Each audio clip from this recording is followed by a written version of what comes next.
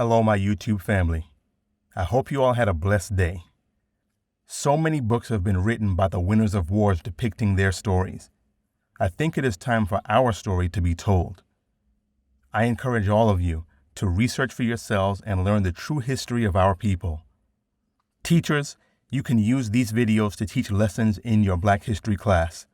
Students, when you're thinking about doing a report for Black History Month, come to our channel, go through the library of videos, and pick one of the people that we highlight. Out of the millions of potential subscribers, we just want to reach one so each one can teach one. Let's get familiar.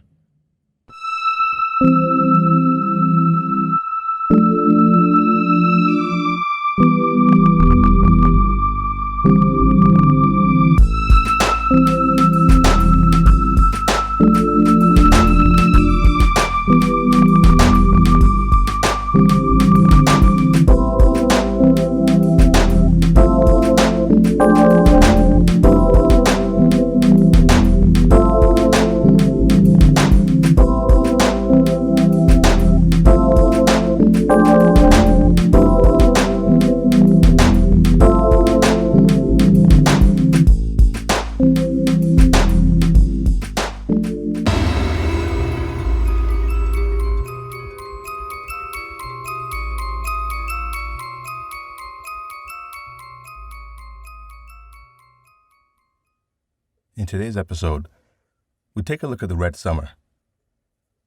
Red Summer was the late winter, spring, summer, and early autumn of 1919, which were marked by hundreds of deaths and a number of casualties across the United States as a result of anti-Black white supremacist terrorist attacks and occurred in more than 36 cities and one county.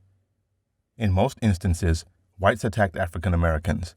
In some cases, many Black people fought back, notably in Chicago and Washington, D.C. The highest number of fatalities occurred in the area around Elaine, Arkansas, where an estimated 100 to 240 Black people and 5 white people were killed. The racial riots against Blacks resulted from a variety of post-war social tension related to the demobilization of veterans of World War I, both Black and white, an economic slump, and competition for jobs and housing among ethnic European families and African Americans. In 1919, an estimated 500,000 African Americans had emigrated from the southern United States to the industrial cities in the Northeast and Midwest in the first wave of the Great Migration, which continued until 1940. In September 1919, in response to the Red Summer, the African Blood Brotherhood was formed in northern cities to serve as an armed resistance movement. Protests and appeals to the federal government continued for weeks. A letter in late November from the National Equal Rights League appealed to Wilson's international advocacy for human rights, stating, "We appeal to you to have your country undertake for its racial minority that which you forced Poland and Austria to undertake for their racial minorities."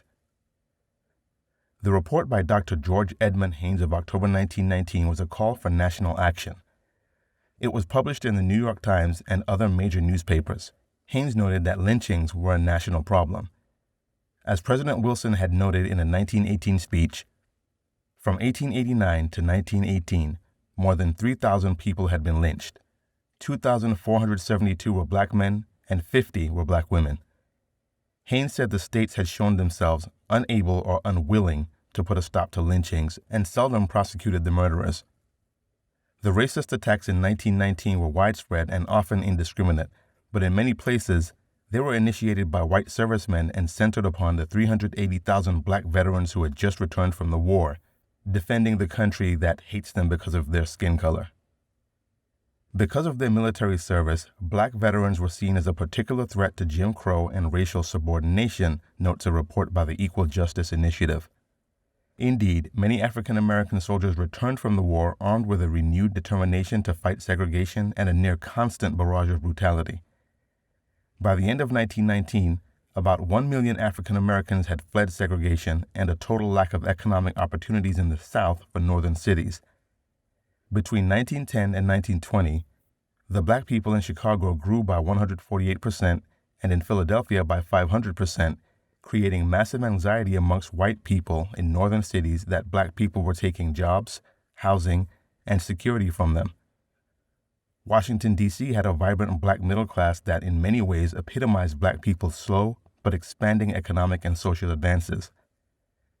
The city's black population was growing rapidly thanks to the Great Migration, and in 1919, they made up a quarter of the population. They also held many jobs in the federal government and at the country's first black-owned bank, the Industrial Savings Bank. It was a limited but steady march forward, one that many white people felt needed to be stopped. It's important to know that President Woodrow Wilson was extremely racist, which is why he did nothing to stop the constant attacks.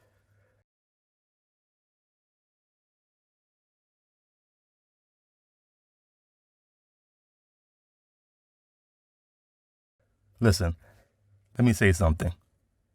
We can sugarcoat and we can drink the Kool-Aid being fed to us by those who really don't care. Stop wasting time getting caught up in the me versus you world of politics. At some point, we have to learn to unify as a people. There's a well-hidden, documented history that constantly reveals how much black people are hated here. Other ethnicities help each other, support each other, and will do much to protect their own people. Why can't we learn from our own suffering and history? Do we really know the meaning of, if we do not stand for something, we fall for anything? If there's one thing that my Black History videos reveal, it's that much of this has not changed in almost 100 years. The difference now is that we're helping the white supremacists by having a constant conflict with each other, not being willing to help one another, and simply destroying our own communities by wiping out your own people. We can no longer complain if we are just as much to blame. What is it going to take to finally make black people work together? Now, I'm not naive. I know that a large number of you haven't listened to a lot of these videos all the way to the end. I make these Black History videos because I love my people. I really love all people, but I'm impartial to my people because I'm black myself. So of course I'm going to do everything in my power to uplift my people and help our communities. So if you're listening and you've listened to this point, I want you to type, "I hear you," in the comments line. And let's see how many people are listening to these videos all the way through. See you next Monday. Don't forget to subscribe, like, and share this valuable information with your loved ones. Click the notification bell so you will be notified when we upload new videos. Find the Awakening Frequency on Twitter and Instagram, and also Facebook. Again, researching is key. Always do your own research and never just listen to what people tell you. We are the Awakening Frequency. Out of the millions of potential subscribers, we just want to reach one so each one can teach one. Peace.